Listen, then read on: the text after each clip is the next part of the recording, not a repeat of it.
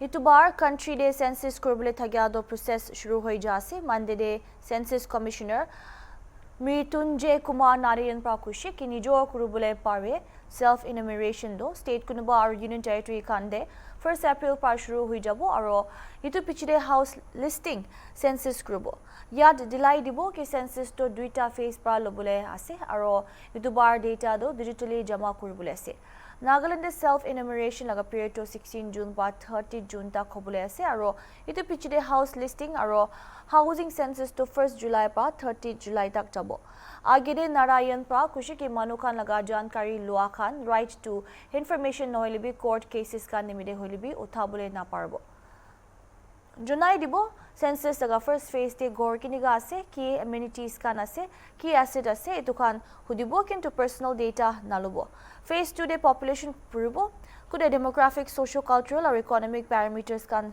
सब जानकारी लोबो यूनियन कैबिनेट पाइटो निमिदे रुपीस 11,718.24 करोड़ मंजूरी दिगिना से सेंसस तो पब्लिक कान थिक प्रा जानकारी कान दिबुले लागे या दिलाई दिबो last time Nagaland chief minister doctor Neiphiu Rio प्राजुनाइशे कि आजिकली स्कूल कान दे टीचर्स लगा मामला बिशु लाई थागिया दो सेंसस ते गलती हुआ निमिदे से कुछ क्रिया चल रही है। जनगणना की तैयारियां अब अग्रिम अवस्था में पहुंच चुकी है और अब से कुछ एक दिन में ही फील्ड का कार्य प्रथम चरण जिसे मकान सूचीकरण एवं मकानों की गणना कहते हैं उसका फील्ड का कार्य कई राज्यों में प्रारंभ होने जा रहा है।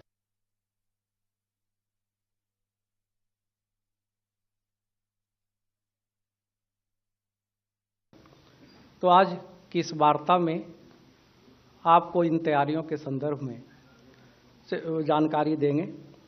जनगणना एक बृहत कार्य है, संभवतः बृहत्तम कार्य कहा जाए।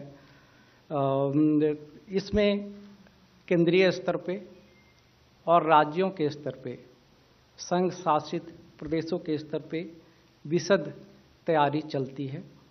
उन सारे तैयारियों की जानकारी आपको देंगे।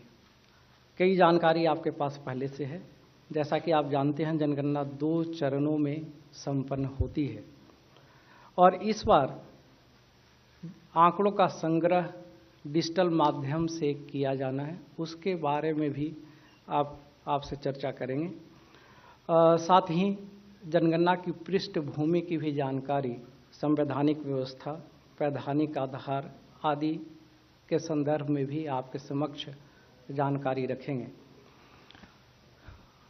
आगे नेक्स्ट, जैसा कि आपको जानकारी है जनगणना संविधान के आर्टिकल 246 के अंतर्गत, जिसमें संघीय सूची, राज्य की सूची और समवर्ती सूचियों का उल्लेख है, उसमें संघीय सूची के अंतर्गत आता है और संघीय सूची में क्रमांक 69 पे उल्लिखित है।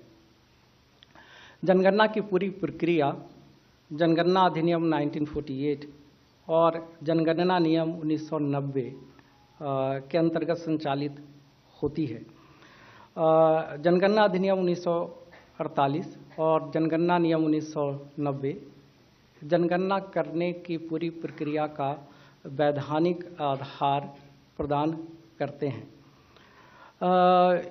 जनगणना अधिनियम में एक महत्वपूर्ण सेक्शन है, सेक्शन 15, जिसके समक्ष में आपका ध्यान आकर्षण करना चाहेंगे।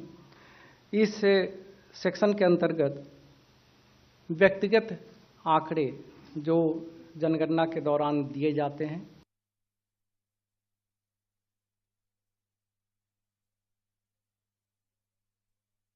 वो पूरी तरह से गोपनीय है। आरटीआई के अंतर्गत इसे साझा नहीं किया जा सकता। न्यायालय के समक्ष साक्ष्य के रूप में इसका प्रयोग नहीं हो सकता है और किसी भी व्यक्तिगत आंकड़ों को किसी भी संस्था के साथ, सरकारी, गैर सरकारी, विभिन्न विभागों के साथ शेयर नहीं किया जा सकता है। सिर्फ एग्रीगेट सांख्यिकीय आंकड़ों का ही प्रयोग टैबुलेशन के लिए किया जाता है। आपने देखा कि जनगणना संघ का विषय है, लेकिन इसमें राज्य एवं संघ शासित प्रदेशों की भी बहुत महत्वपूर्ण भूमिका होती है। राज्य एवं संघ शासित प्रदेश की पूरी प्रशासनिक मशीनरी इसमें शामिल होती है और फील्ड का कार्य संपन्न उनके द्वारा होता है। पिछली जनगणना 2011 में हुई थी और अभी वर्तमान जनगणना 2027 आधुनिक काल में जब जनगणना की यात्रा प्रारंभ हुई है 1872 पहली जनगणना, उससे 16वीं है और आज़ादी के बाद से 8वीं जनगणना है।